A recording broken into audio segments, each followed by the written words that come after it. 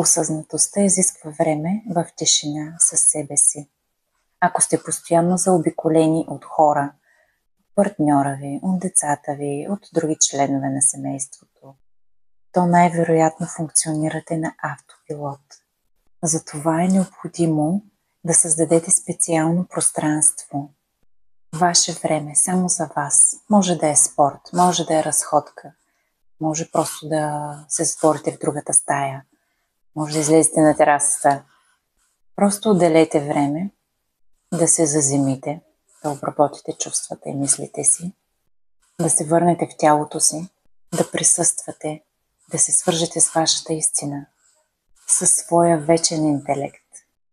И когато отново се върнете обратно в обичайното си обкръжение, ще сте се заземили и отново ще вървите по своя път. Но този път с намерение и в синхрон с вашите избори.